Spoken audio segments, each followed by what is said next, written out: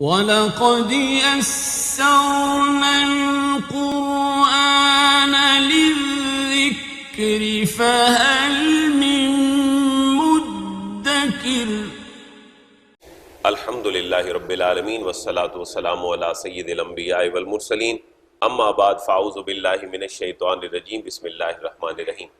قابل سعادت احترام، سورہ آل عمران کی 64 نمبر آیت مبارکہ سے آج ہم نے آغاز کرنا ہے۔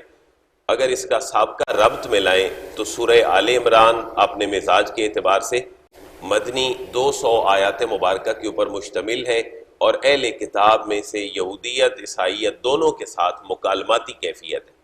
دو مین چیزیں اس سورہ مبارکہ کی گزر چکی ہیں۔ اللہ وحدہ لا شریک ہے، وہ اکیلا خالق ہے، وہ اکیلا مالک ہے۔ حضرت عیسیٰ نہ خدا ہیں نہ خدا کے بیٹے ہیں۔ عیسائیت کا جو عقیدہ تھا تثلیث کا، ٹرینٹی کا، بار بار اس کا رد کیا گیا۔ اس کے لیے آج تک کے اس گفتگو کو شامل کر کے، یعنی تقریباً 70 آیات میں اگر ہم پوائنٹ بنائیں 70 آیات کے، تو 3 پوائنٹ ہمارے سامنے آتے ہیں۔ حضرت عیسیٰ نہ خدا ہیں نہ خدا کے بیٹے ہیں، اللہ وحدہ لا شریک ہے۔ اس کیفیت کو کچھ آیات میں مناظرانہ طریقے سے بیان کیا گیا۔ اگر مناظرانہ طریقے سے بات نہیں بنی تو پھر ایک اور طریقہ اختیار کیا گیا، اور وہ تھا مباحلانہ۔ کہا گیا کہ اگر نہیں آپ اس بات کو مانتے تو آؤ پھر مبالہ کر لیتے ہیں۔ مبالہ کیا ہے؟ دونوں پارٹیوں کا کسی جگہ پہ اکٹھے ہو کر بڑی عاجزی اور بڑی انکساری سے سچے کی کامیابی اور جھوٹے کی ناکامی اور تباہی کے لیے ایک جگہ پہ جمع ہو کر دعا کرنا، اور جو جھوٹا ہے وہ تباہ اور جو سچا ہے کامیاب ہونا، یہ مبالہ کی کیفیت ہے۔ لیکن یہاں سے بھی عیسائیوں نے راہ فرار اختیار کی۔ آج ایک نیا اسلوب ہے جو ان کو دیا جا رہا ہے، اور اس اسلوب کا نام سابقہ 2 اسلوبوں سے مختلف ہے۔ اور پہلا جو اسلوب تھا وہ اسلوب تھا مناظرانہ، ایک ڈیبیٹ کی کیفیت تھی۔ دوسرا ایسا تھا جس میں مبالغے کی کیفیت تھی۔ اب ان کو وہ طریقہ تبلیغ ان کو کہا جا رہا ہے کہ اگر تم یہ نہیں کر سکتے تو آؤ مشترکات کے اوپر آ جاتے ہیں۔ یعنی گھر کی 2 بندوں کے درمیان صلح بھی کرانی ہو تو وہاں بھی ایک اصول ہے کہ چلیں یار، جو آپ کی اور میری بات درمیان میں مشترک ہے اسی کے اوپر ہم فوکس کر لیتے ہیں۔ آج کی آیت مبارکہ سے ان کو یہ دعوت دی جا رہی ہے کہ اس بات کی طرف کم از کم تم آ جاؤ جو تمہارے حضرت ابراہیم خلیل اللہ تک کے لیے مشترک ہے، اور وہ اشتراک کی پہلی اینٹ اور پہلا سبب کیا ہے؟ توحید باری تعالی۔ لہٰذا تم صرف توحید کے اوپر بھی آ جاؤ جو ساری آسمانی کتابوں کا خلاصہ ہے۔ تو اللہ کے محبوب فرما رہے ہیں قرآن کی بدولت اور قرآن کے تھرو کہ پھر بھی تمہارا اور ہمارا نباہ ہو سکتا ہے۔ ذرا دیکھیے گا ترجمہ۔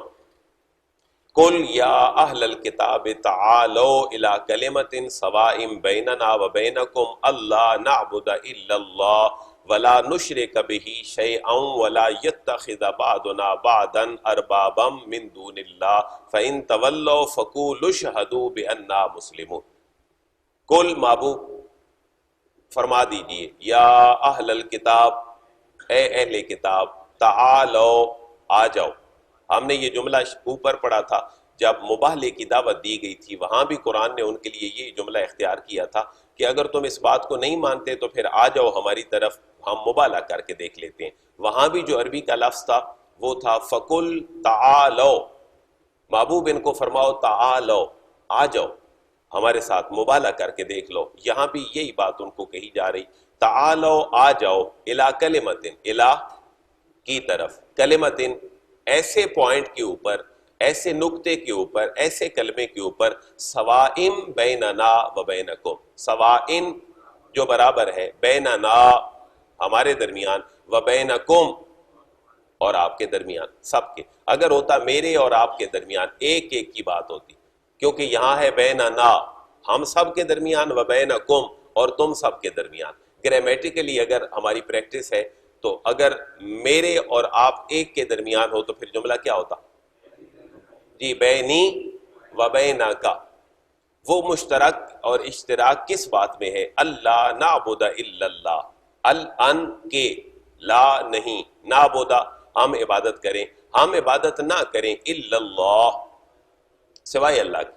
اس نقطے کے اوپر ہم آ جائیں کہ اللہ کے علاوہ کسی اور کی عبادت نہ کریں، ولا نشرک بہ شیئا، واو کا معنی، اور لا نشرک بہ، ہم شریک نہ کریں اس کے ساتھ شیئا، کسی چیز کو۔ جتنے اعتراضات ہو سکتے تھے ان 3 جملوں میں ان کو رد کر دیا۔ اگر صرف یہ کہہ دیا جاتا کہ ہم عبادت نہ کریں صرف کس کی؟ اللہ کی، عبادت اللہ کی کریں اور احکامات کسی اور کے مانتے رہیں، یہ بھی تو پاسبل تھا، لہذا اس شبے کو بھی دور کر دیا۔ ہم عبادت بھی اللہ کی کریں، ولا نشرک بہ شیئا، اور اس کے ساتھ کسی کو شریک بھی نہ ٹھہرے، ولا یتخذ بعضنا بعضا اربابا من دون اللہ، ولا یتخذ، اور نہ ہی بنائے، بعضنا، ہم میں سے بعض کو، اربابا من دون اللہ، اللہ کے علاوہ، اور اپنے ارباب رب کی جمع ہے، ہم اپنے اللہ کے علاوہ کسی اور کو اپنا رب نہ بنائیں، کہ عبادت تو اللہ کی جائے لیکن حکم کسی اور کا مانا جائے۔ اس آیت مبارکہ کی تشریح میں امام ترمذی نے ایک حدیث مبارکہ کو ذکر کیا ہے، حضرت عدی بن حاتم ان سے یہ نقل ہے کہ جب یہ آیت مبارکہ نازل ہوئی تو وہ کہتے ہیں کہ میں نے اللہ کے محبوب کی بارگاہ میں عرض کی، حضور ہم ان کی پوجا تو نہیں کرتے۔ عدی بن حاتم حضور کی بارگاہ میں عرض کرتے ہیں ہم ان کی پوجا تو نہیں کرتے، اگر بتوں کی کیفیت ہے تب بھی، اور اگر حضرت عیسیٰ کے ساتھ تعلق ہے تب بھی۔ لیکن سرکار دو عالم نے جواب دیا کہ کیا ایسا نہیں، کیا اللہ نے جس کو حلال کیا ہے وہ تم اپنے اوپر خود حرام کر دیتے تھے، یا کسی کے کہنے پہ حرام کر دیتے تھے، یا جو حرام تھا اس کو تم کسی کے کہنے پر یا خود حرام کر دیتے تھے؟ تو عرض کرتے ہیں حضور ہاں ایسا تو ہم کرتے تھے۔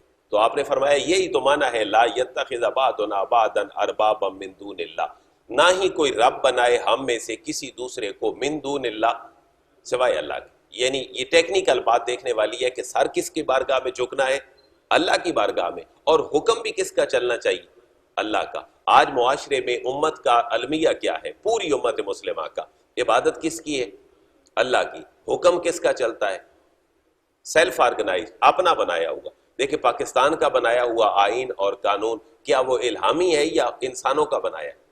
انسانوں کا بنایا، بے شک وہ پازیٹیو ہے، اس کی شکوں میں یہ بات بھی شامل ہے، اگر ہم صرف معاشی پوائنٹ آف ویو سے دیکھیں کہ گریجولی سود کو ختم کیا جائے گا، تو گریجولی کیا ختم کیا جاتا ہے یا اس کو مزید انکریز کیا جاتا ہے؟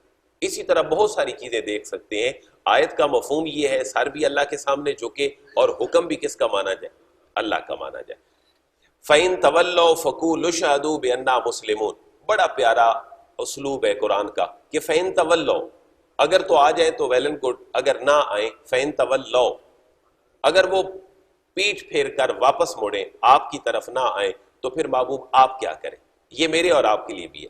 اگر کوئی میری اور آپ کی بات نہیں مانتا، اور پازیٹیو بات ہے، فیملی کے اندر، سوسائٹی کے اندر، کسی بھی گیدرنگ میں، کسی بھی پنچایت میں، تو مجھے اور آپ کو کیا کرنا چاہیے؟ فَإِن تَوَلَّوْا، اگر کوئی سچی بات سے بھی منہ موڑے تو فَقُولُوا، فا کا معنی پس قولوا، تم کہو، اشہدوا، پھر کہو بھائی تم اس بات پہ گواہ رہنا، بِأَنَّا مُسْلِمُونَ، تم مانو یا نہ مانو کم از کم ہم تو اس بات کو ماننے والے۔ یعنی بری و ذمہ ہونے کا ایک بہت بڑا اسلوب یہ ہے کہ وَمَا عَلَيَّ إِلَّا الْبَلَاغُ، میرے اوپر صرف پہنچانا تھا، میں نے تمہیں سچ بات بتا دی، تو مانو نہ مانو یہ تمہارا مسئلہ ہے، کم از کم اتنا گواہی دے دینا کہ میں اس حکم کو مانتا ہوں جو اللہ اور اس کے رسول نے ٹھیک کرا دی ہے۔ یا اہل الکتاب لم تحاجون فی ابراہیم وما انزلت التوراۃ والانجیل الا من بعدہ افلا تعقلون ہا انتم ہؤلاء حاججتم فیما لکم بہ علم فلم تحاجون فیما لیس لکم بہ علم واللہ یعلم وانتم لا تعلمون۔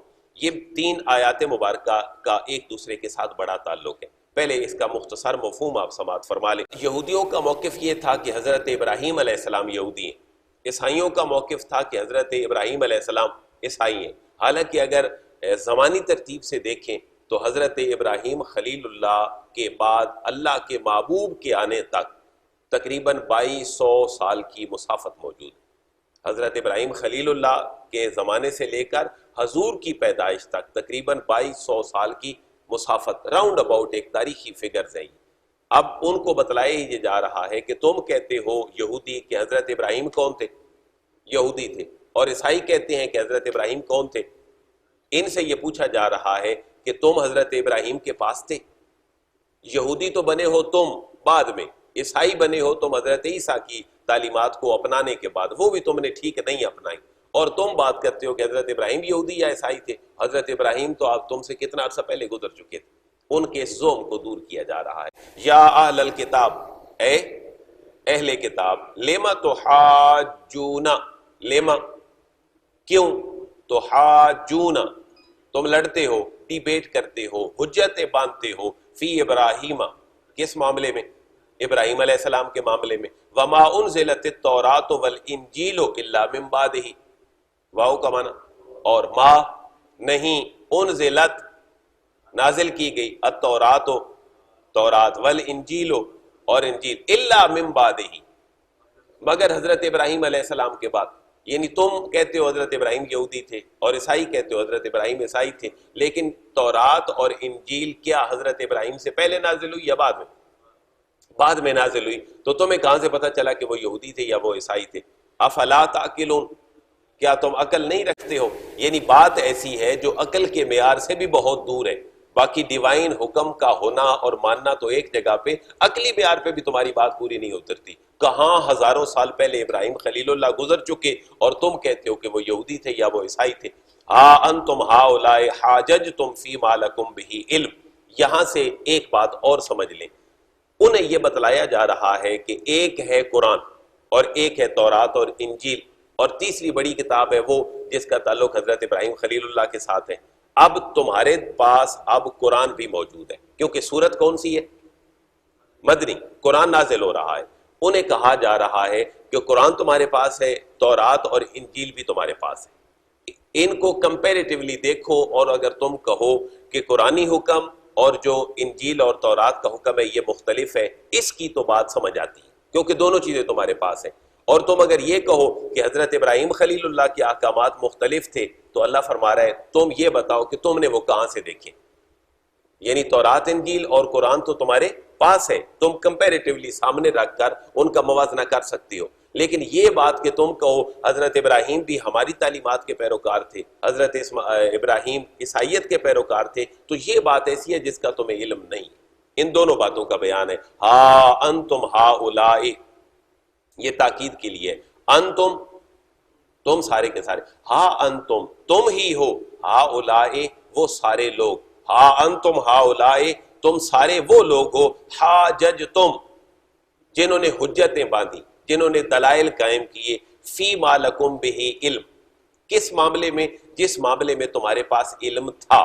یعنی کس بات کا؟ کہ تورات انجیل بھی تمہارے سامنے ہے اور قرآن بھی تمہارے سامنے. تم نے دکھا دیا کہ قرآن، تورات اور انجیل میں یہ فرق ہے. یہ تو بات تمہاری علم والی تھی، تم نے دلیل باندھ لی. لیکن فلما تحاجون فیما لیس لکم بہ علم، فلما پس کیوں، تحاجون تم حجت باندھتے ہو، ڈیبیٹ کرتے ہو، دلیلیں دیتے ہو، فیما اس معاملے میں لیس لکم بہ علم جس کا تمہیں کوئی علم ہی نہیں ہے. اور وہ کیا ہے؟ ابراہیم خلیل اللہ کا ہونا. یعنی تورات اور انجیل تو تمہارے پاس ہے، قرآن کے ساتھ کمپیریٹیولی موازنہ کر کے تم اس کے درمیان ڈیفرنس دیکھ سکتے ہو، لیکن اس کا تمہیں علم ہے. ایک بات ایسی ہے جس کا تمہیں علم ہی نہیں ہے اور وہ تم سے ہزاروں سال پہلے ہو چکی ہے. اس کے بارے میں تمہارا دلائل باندھنا وہ کوئی قرینے قیاس نہیں ہے. واللہ یعلم وانتم لا تعلمون، جو تم سے ہزاروں سال پہلے ہو چکا ہے اس کو کون جانتا ہے؟ واللہ یعلم، اللہ تبارک و تعالی جانتا ہے، وانتم لا تعلمون اور تم نہیں جانتے ہو. اب بڑے سادہ سے الفاظ میں ان کے موقف کو رد کیا گیا کہ حضرت ابراہیم یہودی تھے یا عیسائی تھے. ما کان ابراہیم یہودیا ولا نصرانیا ولا کان حنیفا مسلما وما کان من المشرکین. مدینہ کے اندر مسلمانوں کے علاوہ کتنی قومیں آباد تھیں؟ ایک یہودی، دوسرا عیسائی اور تیسری بڑی قوم مشرک. تینوں کا رد فرما دیا کہ تم اپنے آپ کا نسب جوڑتے ہو ابراہیم خلیل اللہ کے ساتھ، لیکن حضرت ابراہیم نہ تو یہودی تھے، نہ عیسائی تھے، اور نہ ہی وہ مشرک تھے. تینوں کا رد فرما دیا. ما کان ابراہیم، ابراہیم علیہ السلام نہیں تھے یہودین یہودی، ولا نصرانین اور نہ ہی وہ نصرانی تھے، نہ ہی وہ عیسائی تھے. ولیکن کان حنیفا مسلما، واو کا معنی، اور لیکن کانا تھے، حنیفا یکسو اللہ کی بارگاہ میں توحید کا پختہ تصور رکھنے والے اور بڑی کنسنٹریشن کرنے والے توحید باری تعالیٰ کے اوپر اور اپنے مشن کے اوپر. اور وہ مشن کیا تھا؟ اللہ کا کلمہ پہنچا دینا. اور نمرود کے ساتھ جتنی ڈیبیٹ تھی وہ بھی کس موضوع پہ تھی؟ کہ اللہ ایک ہے. لہٰذا حضرت ابراہیم اپنے مشن میں یکسو تھے. حنیف کا معنی کیا ہے؟ یکسو ہونا. اور ایک بات ذہن میں اور رکھیے گا، جس امام کے ہم پیروکار ہیں وہ کون ہے؟ امام اعظم ابو حنیفہ. آپ کا نام اصل میں اور ہے حضرت نعمان، لیکن آپ کی کنیت کیا مشہور ہے؟ ابو حنیفہ. اور عموماً یہ کہا جاتا ہے کہ یہ آپ کی کسی بیٹی کی وجہ سے ابو حنیفہ، لیکن حنیفہ نام کی آپ کی کوئی بیٹی نہیں، بلکہ حنیف کا معنی ہے یکسو ہونا، اپنے مشن پہ فوکس کر کے آگے بڑھتے رہنا.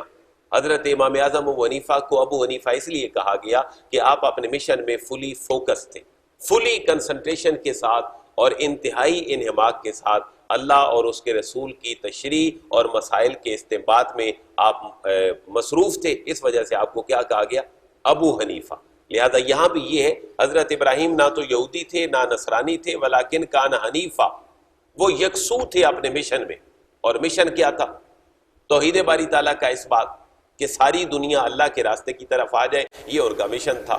حنیفم مسلمہ، یکسو انسان برائی میں بھی ہو سکتا ہے، لیکن حنیفم مسلمہ، وہ حنیف بھی تھے اور وہ مسلم بھی تھے. ان کی کنسنٹریشن اللہ اور اس کے رسول کے حکم پہ تھی. وما کان من المشرکین، اور حضرت ابراہیم مشرکین میں سے بھی نہیں تھے. مدینے کے رہنے والے تینوں مذاہب کا رد کر دیا گیا. ان اول الناس بابراہیم للذین اتبعوہ وہذا النبی والذین آمنوا واللہ ولی المؤمنین. دیکھیں، اپنے گھر کی بات ہو اور اپنی بات ہو تو انسان بڑے دکھ کے ساتھ بھی کرتا ہے اور بڑے مختلف پیرایوں سے بھی کرتا ہے. اب اللہ فرما رہا ہے کہ یہودی کہتے ہیں حضرت ابراہیم کون تھے؟ یہودی. عیسائی کہتے ہیں حضرت ابراہیم کون تھے؟ عیسائی. مشرک مدینے کے کہتے ہیں حضرت ابراہیم کون تھے؟ مشرک. اس کا رد ہو گیا. رد ہونے کے بعد اللہ اس کا اس بات فرما رہا ہے. وہ اس بات کیا ہے؟ محبوب ان کو کہہ دیں اگر ابراہیم خلیل اللہ کا کوئی حقیقی معنوں میں وارث ہے تو وہ کون لوگ ہیں؟ ان اول الناس بابراہیم، ان بے شک، اول الناس لوگوں میں سے اولیت رکھنے والا، اونرشپ رکھنے والا افکار کی اور اعمال کی، کس کے؟ بے ابراہیم، ابراہیم خلیل اللہ کی. وہ کون ہے؟ للذین اتبعوہ، تاکیداً وہ لوگ ہیں اتبعوہ جنہوں نے حضرت ابراہیم خلیل اللہ کی فکر اور ان کے عمل کی پیروی کی ہے، ان کے عمل کی اتباع کی ہے. اور کون ہے؟ وہذا النبی، واو کا معنی اور، ھذا النبی، یہ نبی محتشم ہے جو قرآن کے حامل ہیں اور قرآن کے الہامی بک کے دعوے دار ہیں. یہ حقیقتاً حضرت ابراہیم خلیل اللہ کے وارث ہیں. صرف یہی نہیں، والذین آمنوا، اور جو ایمان والے. دیکھیں نا، دونوں طریقوں سے معاملے کو پہلے نفی کی گئی کہ تمہارا دعویٰ کہ ابراہیم خلیل اللہ یہودی ہیں یا عیسائی ہیں یا مشرک ہیں، یہ بالکل غلط ہے. ٹھیک دعویٰ کیا ہے؟ ابراہیم خلیل اللہ کے دعوے دار اور ان کو اون کرنے والے کون ہیں؟ الذین اتبعوہ، جنہوں نے ان کی پیروی کی. وہذا النبی، اور یہ نبی محتشم. والذین آمنوا، اور وہ لوگ جو ایمان لائے. ذرا تھوڑا سا اس کی سیکوینس پہ بھی توجہ دیں کہ پہلے وہ لوگ جنہوں نے اتباع کی، پھر نبی اور پھر ایمان والے. اس سے مراد کیا ہے؟ للذین اتبعوہ سے مراد یہ ہے کہ حضرت ابراہیم خلیل اللہ سے لے کر جناب عیسیٰ روح اللہ تک اور رسول اللہ تک تقریباً اندازہ تاریخ دانوں نے کیا لکھا کتنے سالوں پہ مشتمل ہے؟ جی تقریباً 2200 سالوں پہ مشتمل ہے. ان 2200 سالوں میں کچھ لوگ وہ تھے جو دین ابراہیمی کے اوپر ہی قائم رہے. حضرت موسیٰ علیہ السلام کے دور میں ہو، حضرت عیسیٰ کے دور میں ہو، کسی بھی نبی کے دور میں ہو، وہ حضرت ابراہیم خلیل اللہ کی تعلیمات پہ کاربند رہے. اور میں نے کل جو بات عرض کی تھی کہ حضور کے والدین کے ایمان، کیونکہ ان کا وصال تو حضور کے اعلان نبوت سے پہلے ہو چکا. حضرت جناب عبداللہ کا وصال حضور کی پیدائش سے بھی پہلے، اور جناب آمنہ سلام اللہ علیہ کا وصال حضور کی پیدائش کے چند سال بعد. تو کہا جا رہا ہے للذین اتبعوہ، حضور کے آنے سے پہلے جنہوں نے حضرت ابراہیم کی پیروی اور اتباع کی ہے وہ حقیقتاً حضرت ابراہیم کے وارث ہیں. اور دوسرا وہذا النبی، پھر یہ نبی محتشم. والذین آمنوا، اور پھر وہ لوگ جو ایمان لائے اللہ پر اور اس کے رسول پر اور تعلیمات پر. واللہ ولی المؤمنین. آپ پنجابی میں جملہ کہتے ہیں نا، ٹھیک ہے تم ہماری نہیں مانتے، پھر ہمارا بھی اللہ ہی مالک ہے. اسی کیفیت میں جیسے ایک دوسرے کو سمجھائیں اور کوئی نہ سمجھے تو پھر جملہ کہہ دیا جاتا ہے بھائی ٹھیک ہے ہمارا بھی اللہ ہی مالک ہے، تم کرو اپنی مرضی جو کرنی ہے، ہمارا اللہ مالک ہے. اللہ بھی یہی فرما رہا ہے واللہ ولی المؤمنین. مومنین کا مالک بھی کون ہے؟ پھر اللہ ہی ہے. اسی سینس میں ودت طائفۃ من اہل الکتاب لو یضلونکم وما یضلون الا انفسهم وما یشعرون. اللہ فرما رہا ہے اہل کتاب کی دلی خواہش کیا ہے، یہ آج بھی اپلائی کریں. اسرائیل آج کیا چاہتا ہے؟ آج عالم عیسائیت مجھ سے اور آپ سے تقاضا کیا کرتی ہے؟ قرآن نے آج سے 1400 سال پہلے اہل کتاب کی فطرت کو ہمارے سامنے رکھ دی ہے. نہ ہم اس وقت سمجھ پائے تھے شاید، اور نہ یہ ہماری جنریشن سمجھ پائی ہے. پاکستان کو بنے ہوئے کتنے سال ہو گئے لیکن ہمیں اپنی خارجہ پالیسی کی ابھی تک بھی سمجھ نہیں. اللہ فرما رہا ہے اہل کتاب کی دلی خواہش ہمہ وقت کیا ہوتی ہے، سنیں. ودت طائفۃ من اہل الکتاب. ودت، ودا یودو مودت محبت، ودت پسند کرتا ہے، طائفۃ گروہ، من اہل الکتاب اہل کتاب کا، اہل کتاب کا گروہ یہ پسند کرتا ہے، لو یدلونکم، کرے ذرا ترجمہ، لو کاش، اگر، یدلون وہ گمراہ کر دیں، کم تمہیں. اللہ فرما رہا ہے محبوب اہل کتاب کی ہمہ وقت یہ کوشش ہوتی ہے کہ وہ آپ کو کیا کر دیں، گمراہ کر دیں. وما یدلون الا انفسهم وما یشعرون، اور وما یدلون وہ گمراہ نہیں کر رہے الا انفسهم مگر کس کو؟ اپنے آپ کو. وما یشعرون لیکن وہ اس کا شعور نہیں رکھتے. آج معاملہ کچھ الٹ ہے. اہل کتاب رسول اللہ کو معاذ اللہ ڈی ٹریک کرنے کی کوشش تھی، جیسے قرآن کہہ رہا ہے.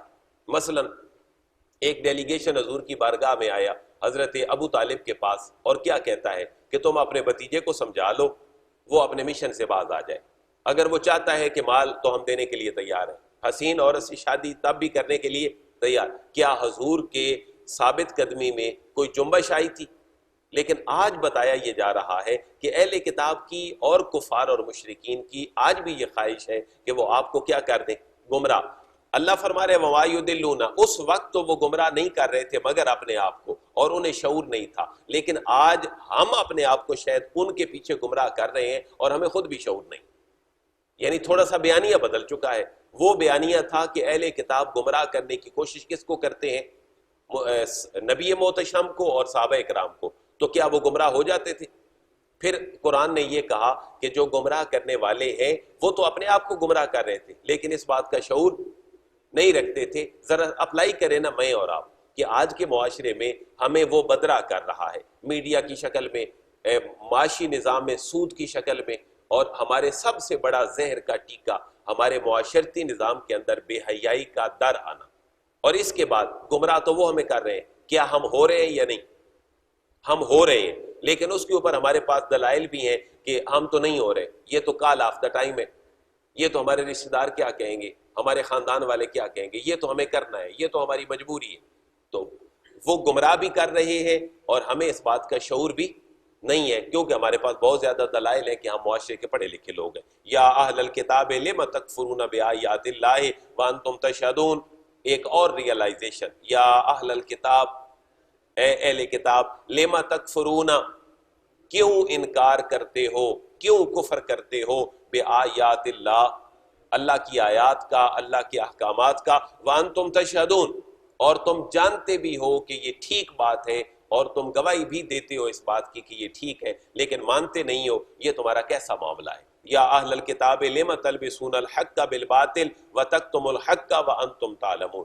یا اہل الکتاب، اے اہل کتاب، لم تلبسون الحق بالباطل. ہر لفظ کا ترجمہ آپ نے خود فرمانا ہے، ایک لفظ بھی ایسا نہیں ہے جو پہلے ہم نے نہ پڑھا. یا اہل الکتاب، اے اہل کتاب، لم کیوں، تلبسون، تلبسون سے ہی لباس نکلا ہے. لباس جب پہنا دیا جائے تو جس چیز کے اوپر لباس ہو وہ چیز اس کے اندر چھپ جاتی ہے. اب انہیں کہا جا رہا ہے لم تلبسون الحق بالباطل. لم تلبسون کیوں پہناتے ہو، الحق حق کو، بالباطل باطل کا لباس، کہ اندر زہر ہے اور اوپر تم نے اس کا اور لبادہ پہنایا ہوا ہے، لہٰذا یہ تمہاری معاملہ جو ہے وہ ٹھیک نہیں ہے. آج کل بھی یہی بات ہے. آپ دیکھیں جتنی برائی ہے اس کے اوپر ملمہ سازی کی ہوئی ہے نیکی کی. آپ کے پاس کمپنیز گھر کے اندر آتی ہیں، بھائی یہ معاملہ آپ کر لیں، آپ کے لیے بڑا ہی فائدہ مند ہے. آپ اسلامی مالیاتی نظام کو دیکھ لیں، اسلامی سیاسی نظام کو دیکھ لیں اور اسلامی معاشرتی نظام کو دیکھ لیں. لہذا آج بھی یہی کیفیت ہے. یا اہل الکتاب لم تلبسون الحق بالباطل، کیوں حق کو کون سا لباس پہناتے ہو؟ باطل کا، وَتَكْتُمُونَ الْحَقَّ، اور چھپاتے ہو الحق کا، حق کو، وَأَنْتُمْ تَعْلَمُونَ، حالانکہ تم جانتے ہو کہ حق اور باطل کیا ہے، لیکن تم نے ملمہ سازی کی ہے، حق کو باطل بنایا ہوا ہے اور باطل کو چھپا دیا، باطل کو سامنے کر دیا ہے، حق کو اس کے نیچے چھپا دیا ہے، ملمہ سازی کر دی ہے، حالانکہ تم جانتے بھی ہو کہ حق حق ہے اور باطل باطل ہے۔ لہذا اللہ سے دعا ہے اللہ میں حق کو حق سمجھ کر اس کی اتباع کی توفیق عطا فرمائے، باطل کو باطل سمجھ کر اس سے دور رہنے کی توفیق عطا فرمائے۔ 72 نمبر آیت مبارکہ سے انشاءاللہ کل چلیں گے اور اس کو بھی ہم اپلائی کریں گے میرے اور آپ کے اس معاشرے کی روایات کے اوپر، میرے اور آپ کے معاشرے کی مینٹلٹی کے اوپر، کہ قرآن ان کی ایک اور صفت کو بیان کر رہا ہے جو اہل کتاب ہے۔ وہ مسلمانوں کو گمراہ تو نہیں کر پائے لیکن انہوں نے ہیلے بہانے اور اپنا لیے، لیکن 3 پوائنٹ ہمارے ہو چکے کہ خالق کائنات کون ہے؟ اللہ، حضرت عیسیٰ خدا اور خدا کے بیٹے نہیں ہیں، حضرت عزیر بھی خدا کے بیٹے نہیں ہیں، خدا صرف ایک ہے۔